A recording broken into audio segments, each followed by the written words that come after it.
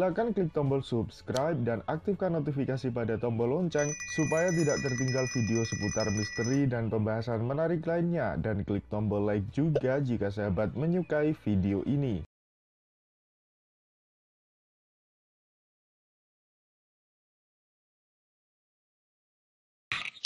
Maaf Kang, mau nanya, Lingga Yoni itu buatan Lemurian atau kerajaan?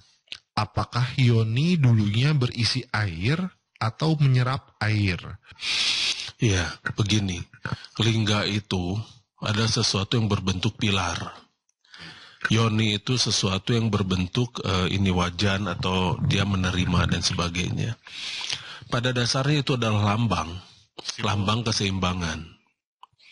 Jadi ada pilar, ada penerima gitu kan. Lambang keseimbangan.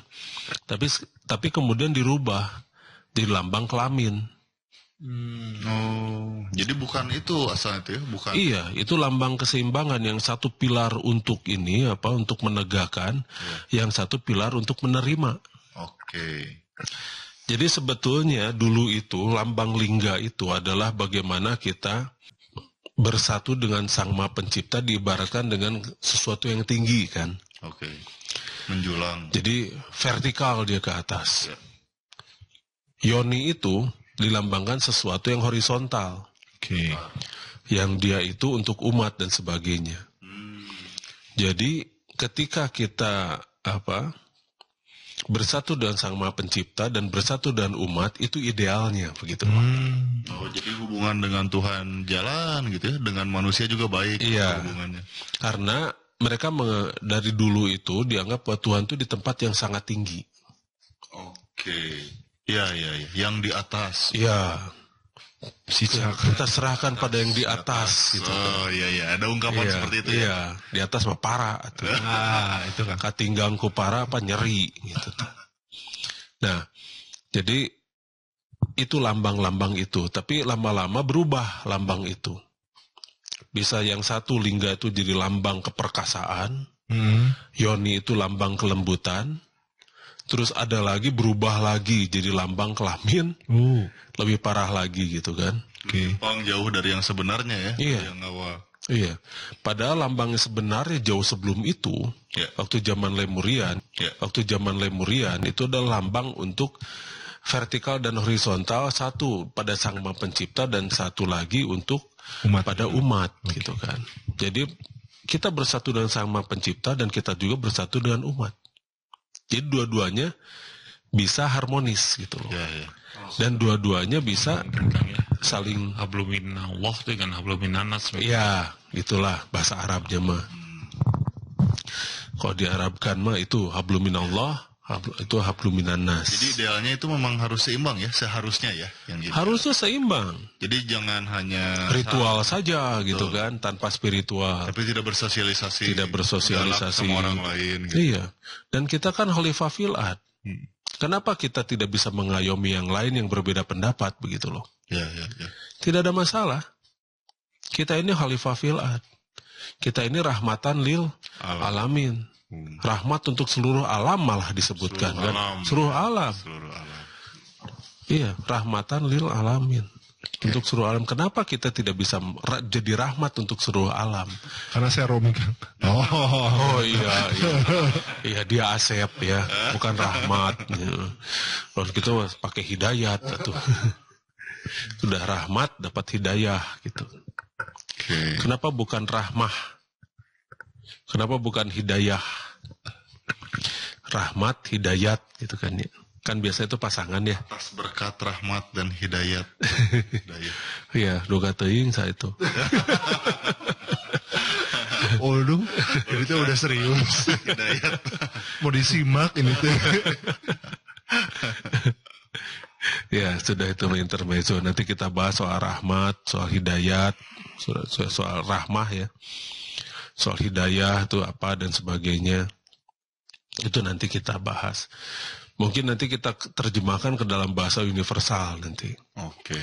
Jadi karena semua harus universal. Karena keselamatan itu harus berlaku secara universal. yang namanya aslamu itu bersifat menyelamatkan. Apapun itu, siapapun itu, kalau misalnya sudah daya tawarnya itu dengan uang, misalnya di atas sudah main uang dan bukan di atas ya, di bawah. Di bawah. Karena mereka itu adalah kacung-kacung rakyat, kasarnya begitu. Di bawah itu sudah main uang, mereka itu berlomba-lomba untuk menjadi kacung rakyat. Makanya kenapa ketika kemarin saya disuruh ini diminta Kang jadi presiden saja nggak mau, turun level kata saya tuh. Turun level, masa rakyat disuruh jadi ini, saya sudah enak-enak jadi atasan, mereka malah disuruh jadi Di bawahan. Ya? Iya, jadi bawahan nanti dulu gitu. Pasti ada karena ada juga orang-orang memang mereka itu berdedikasi. Mereka itu memiliki daya juang tinggi. Tapi benar gitu kan para ya. pahlawan lah kasarnya ya. Iya. Pasti ada pahlawan-pahlawan itu pasti ada. Dan sekarang yang kita utus itu bukan pahlawan. Iya. Jadi yang kita utus itu adalah orang-orang benar-benar tidak amanah. Lihat saja sekarang, apakah negara ini maju dengan mereka gitu kan? Nah kita jujur saja, kita lihat faktanya saja. Hutang makin numpuk terus, yang bayar itu tetap rakyat. Nah sedangkan fee dari anggaran-anggaran APBN mereka juga dapat. Import ini mereka dapat fee. Gitu kan? Segala macam perizinan aja sekarang harus keluar banyak, begitu kan? Yang seharusnya yang namanya perizinan itu memudahkan untuk rakyat. Ini malah menyulitkan. Satu menyulitkan, dua ribet. Nah ketiga tetap itu harus ada pelumas. Terus tadi impor ada fee, berarti dengan masuknya barang ada yang dapat komisi gitu. Ya iyalah.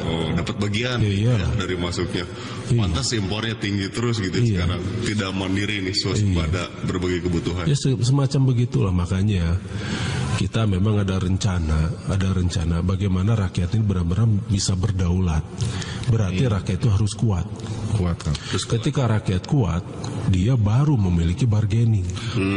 Solusi awalnya jadi kuatkan lu rakyat ya Kang. Iya, rakyat dulu.